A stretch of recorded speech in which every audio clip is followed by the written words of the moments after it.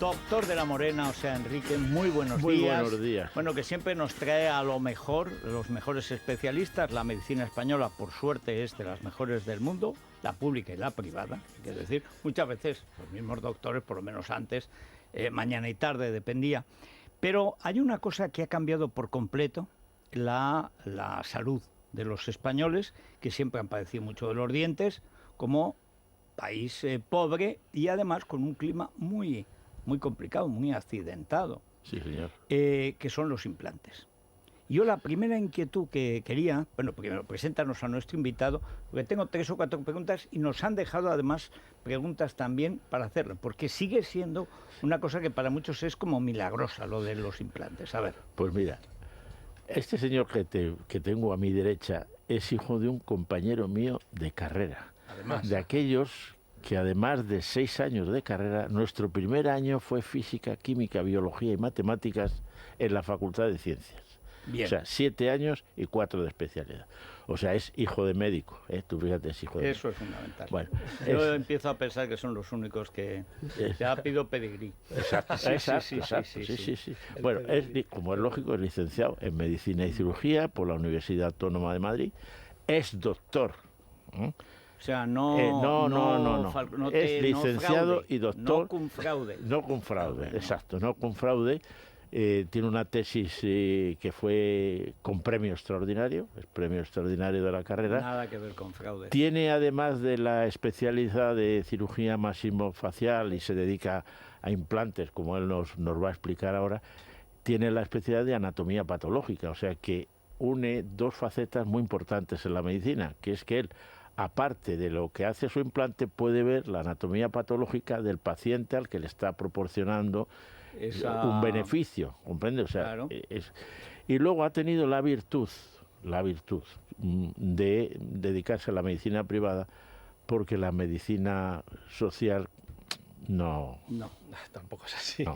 Bueno, pero dejémoslo aparte. Exacto. Vamos a lo fundamental, don Jorge, exacto. Bienvenido, Gracias, Jorge Calvo de Mora Álvarez. Bien, yo decía antes, porque además en Teruel, es como todas las zonas de montaña y tal, la gente que más ha padecido siempre de los dientes.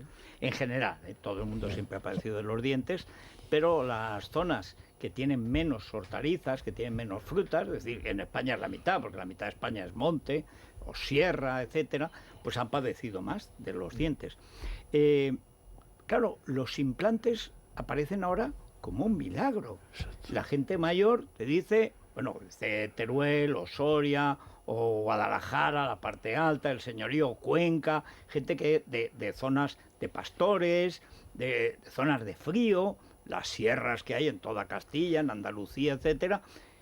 ¿Por qué ahora los implantes? ¿Es que no se le ocurrió antes a ningún médico o es que hay algún tipo de medicamento ahora que permite ponerlos y que antes no ponían? O sea, ¿cómo ha sido eso? La historia de la implantología es bastante reciente, pero ya es historia, ¿eh?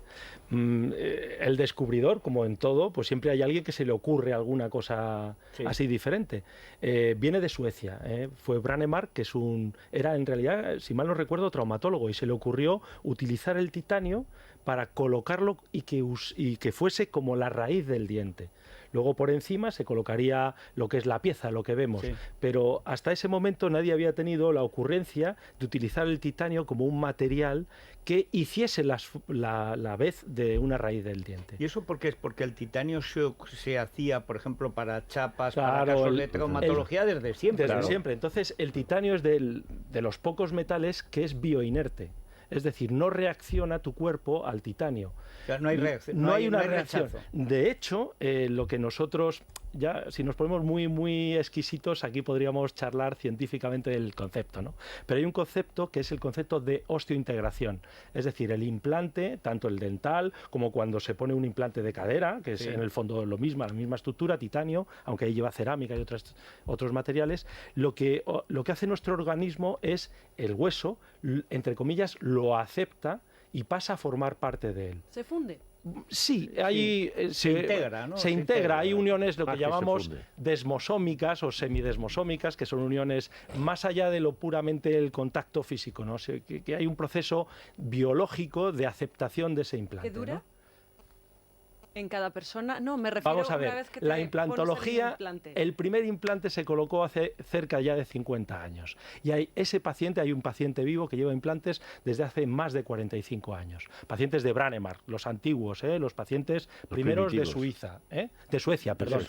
Y hay gente que lleva con esos implantes 40 y tantos años. Entonces, claro, cuando alguien me pregunta, ¿y esto cuánto me va a durar, doctor? Yo le digo, saque usted la bola de cristal. Sí. No, si yo no tengo. Y dice, pues yo tampoco. Claro. Pero en general dura. En general va a durar la vida del ser humano. Y sobre todo que resisten a los cambios faciales, algo que, por ejemplo, una dentadura postiza o un puente no acaba haciendo. La utilidad del implante no es solamente lo que estamos contando, de que permite sobre él la rehabilitación, tener un diente, sino que favorece, o mejor dicho, impide un proceso que es el envejecimiento mismo, que es la reabsorción del hueso.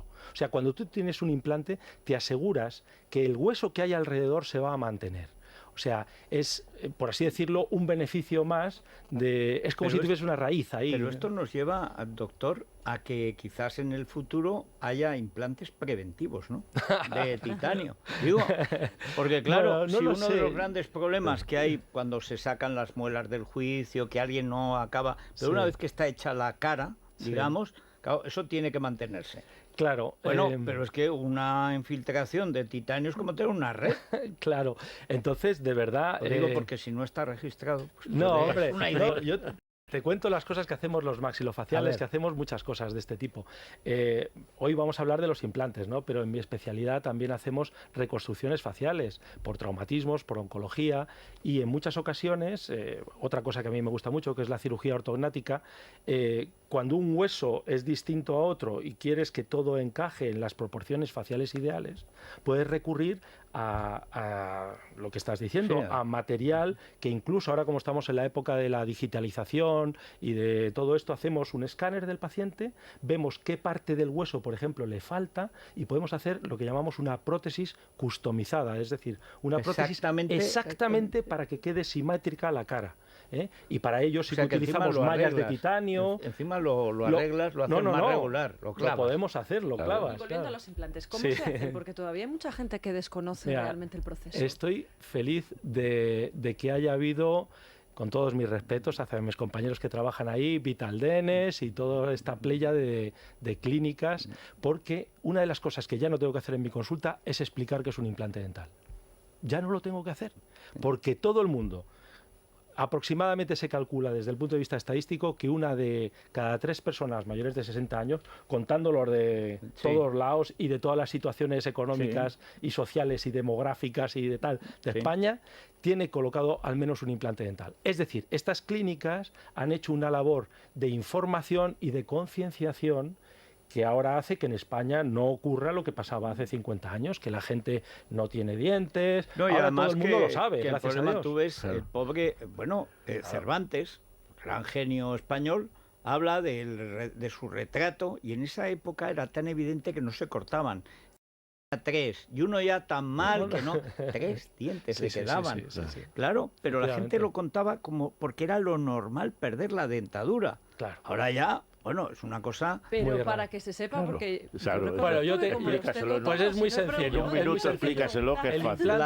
El implante, como bien dice Federico, el trabajo que hace es el equivalente a la raíz del diente.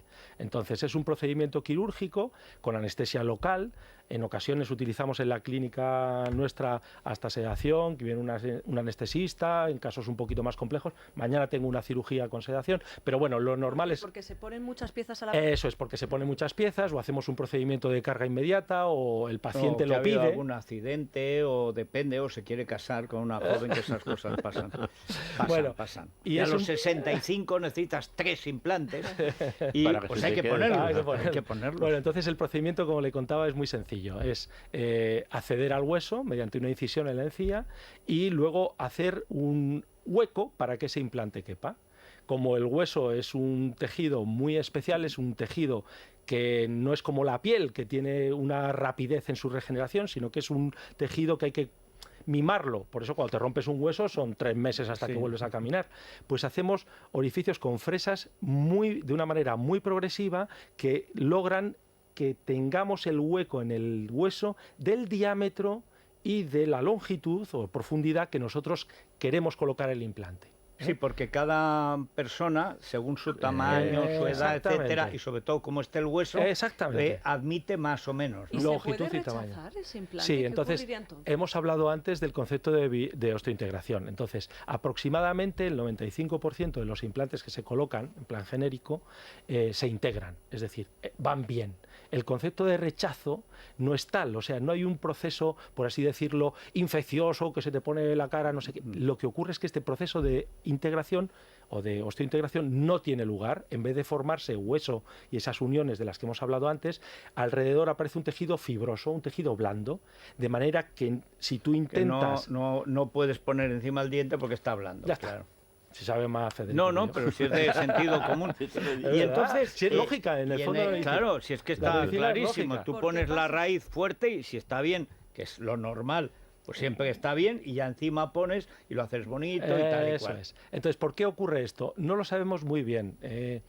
A mí todas estas cosas de biología me encantan, ¿no? Y aunque leo mucho, todavía no está muy claro cuáles son las causas que llevan al rechazo de un implante. Sí sabemos una serie de cosas estadísticas o de patología general, ¿no? Por ejemplo, se sabe que los pacientes fumadores, el índice de rechazo es mayor. Se sabe que los pacientes que tienen, por ejemplo, un problema de diabetes mal controlado, el rechazo es mayor. Sí se sabe que determinadas circunstancias o bacterias periodontales también influyen en el rechazo de un implante. Pero, doctor, ¿esto va a ir bien? Le puedo decir que estadísticamente un 95% va a ir bien. ¿Y hay diferentes calidades en cuanto a implantes? Pues este es un mundo un poco genérico, un poco especial. Hace unos años, efectivamente, los implantes que había desarrollado Brånemark, el gran padre de la implantología, se suponía que eran los mejores. Pero ahora, desde el punto de vista estrictamente del material usado, no hay mucha diferencia. También hay un mundo impresionante sobre las distintas superficies que pueden cubrir estos implantes, los distintos diseños, las terminaciones, si está mecanizado, si es pulido. Hay todo un mundo ahí, pero la realidad, la auténtica realidad es que las diferencias entre la mejor evolución o peor evolución entre una marca y otra tampoco son tan grandes. Siempre procuramos, por lo menos yo en mi clínica, utilizar marcas de reconocido prestigio, ¿no? Claro. Siempre te vas a lo seguro, lógico. Pero si somos muy sinceros, tampoco hay diferencia. Hay una diferencia, pero a lo mejor estamos hablando de un 2, un 3, un 5%, pequeñas cosas. Digamos que lo más parecido al genérico funciona también. También funciona. Y entonces, ¿cuándo desconfiamos? Cuando decimos, uy, este me cuesta muy barato o este me está costando demasiado caro. ¿Cuándo? Ya, pues, a ver, esto es como todo. A mí lo que me da un poco de pena de esta profesión es que se haya mercantilizado tanto. Porque bien es verdad que mis compañeros que son dentistas y odontólogos y que se han formado luego y les ha costado mucho tiempo y mucho dinero hacerse saber de implantes, pero es cierto que está todo como muy mercantilizado, ¿no? Eso me da un poco de pena, quizá por esta herencia de médico mala que tengo. Pero es mercantilizado, la costumbre de los médicos es cobrar. Ya, lo único quiere tenemos que vivir. Bueno, yo recuerdo de niño las igualas que había en los pueblos, el médico y el practicante. Sí. Y eso era sagrado. Sí. O sea, pero vamos, y además a nadie se le ocurría pensar, hombre, ¿cómo iba a vivir el médico sin la iguala? Luego, además, el ayuntamiento, que en el pueblo hacía mucho frío, le regalaba la leña para tener un buen médico. Eso era importante. Pero eso siempre se ha pagado. Pero a mí lo que me parece interesante ahora es que se ha desarrollado como una división del trabajo.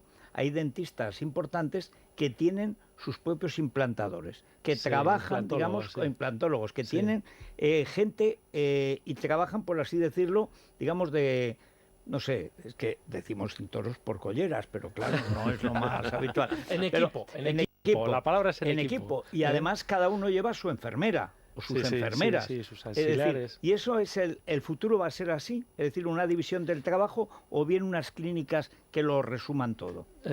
Yo creo que vamos hacia... ese es el futuro. Yo creo que vamos un poco hacia la especialización en el trabajo odontológico. Yo en mi clínica tengo una persona muy buena, espectacular, en hacer diseño de sonrisas, estética dental, todas estas cosas, muy implementada con tecnología, que, entre comillas, yo no sé hacer a ese nivel de excelencia. Tengo una persona que hace muy bien las endodoncias, tengo un ortodoncista que hace muy bien todos estos casos quirúrgicos complejos que yo hago de deformidades y tal. Entonces, la respuesta es sí, vamos hacia una especialización y también hacia unas clínicas que den respuesta a todo. Pero ¿hacia dónde me gustaría a mí que fuésemos? Sí. Que esas clínicas tuviesen, pues hombre, en mi caso yo estoy muy pendiente de todo, una persona que fuese del gremio que desde el principio controlase la evolución del paciente y supiese, nosotros hacemos lo que llamamos sesiones clínicas, nos juntamos, vemos este paciente, pum, pum, pum, qué se le debe hacer, cómo sería un palabrejo anglosajón, su timing, es decir, pues primero una limpieza dental, luego no sé qué, luego un tratamiento periodontal y ya posteriormente le ponemos los implantes, tal. O sea que todo desde una visión médica global, ¿no? Global, pero luego sí que hay especialistas en cada término. Pero hay dentistas que además son estupendos, con tradición, incluso que no hacen daño.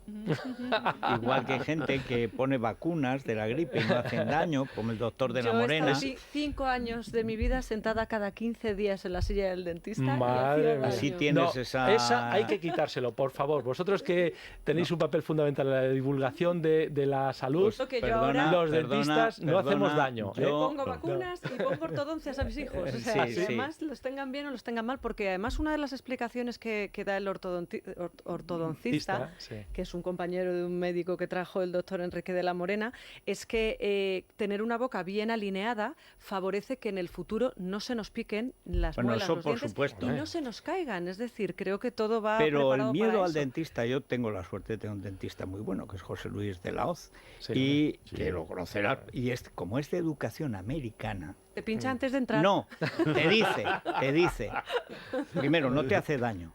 Eso es fundamental. Eso es esencial. Eso es clave. Es decir, pero y tenéis eso que cuesta, decir eso, pero que no hacemos daño. Cuesta, es decir, es verdad, daño. es que no hacen daño. ¿Qué significa no hacer daño? Que espera a que te haga efecto la anestesia. Que es esencial, no tener prisa. Si hay que esperar 10 minutos, hay gente que es muy rápida, enseguida se queda dormido, y gente que no. Pues esperas y ya está. Y son 10 minutos. Y luego, pues trabaja también con un implantólogo sobre este asunto. El cambio que ha dado en general el tratamiento de las dentaduras en España, que es la salud, porque los dientes son base de la salud, es un cambio en los últimos 25 30 espectacular, años, pero tremendo. Y los implantes tienen una tarea fundamental, porque además impiden, claro, si empiezan a caerse, como no lo frenes, se van cayendo todos y acabas como Cervantes. Claro. Sobre todo hay una cosa que es, sobre todo psicológica. Vamos a ver, el Cervantes, todos los escritores clásicos, todo el mundo igual. Hay un problema no solamente, digamos, de comer o de masticar o de sonreír, hay un problema de autoestima. Cuando tú pierdes todo esto, hasta sonríes menos, hasta tienes menos seguridad en ti mismo. Bueno, entonces, estudia Freud en la interpretación de los sueños, que desde siempre, desde las civilizaciones más antiguas, cuando tú sueñas es un síntoma de impotencia. Si se te caen los dientes es que ya no vales, ya como... Pero para ser sinceros, doctor, durante el tiempo que transcurre el tratamiento, ¿alguna molestia tenemos? Vamos a ver, el procedimiento en sí quirúrgico no duele, porque para eso está la anestesia. Exacto. Y para eso sabemos cómo anestesiar sin que hasta que termina ese proceso. ¿Cuántos meses? Son como 3, 4 meses. A ver, espera.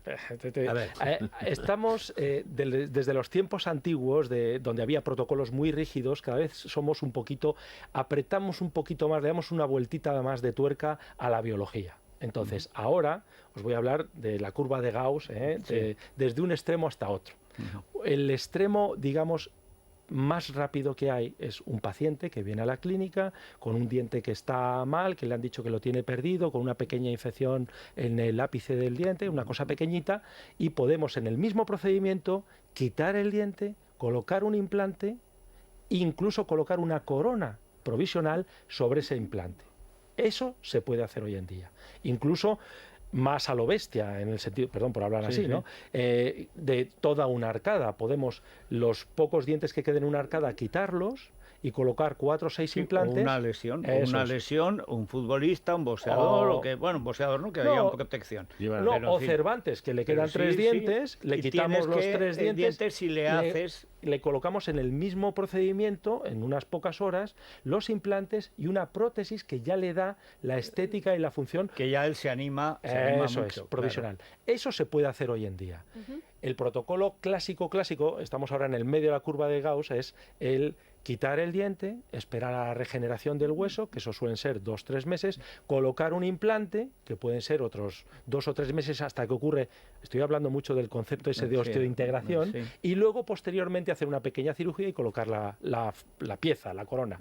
Ese proceso, el primero veis que es prácticamente en unas horas, el segundo estamos hablando desde que colocamos el implante hasta que está la corona 3 meses, y hay otros extremos en los que no tenemos nada de hueso, y entonces hay que hacer todo un proceso de regeneración del hueso, porque el implante, esto es una cosa muy sencilla, es como un clavo. Si no tienes pared, no puedes colocar un clavo. Entonces el proceso de crear la pared, el proceso de crear un hueso, también se puede hacer.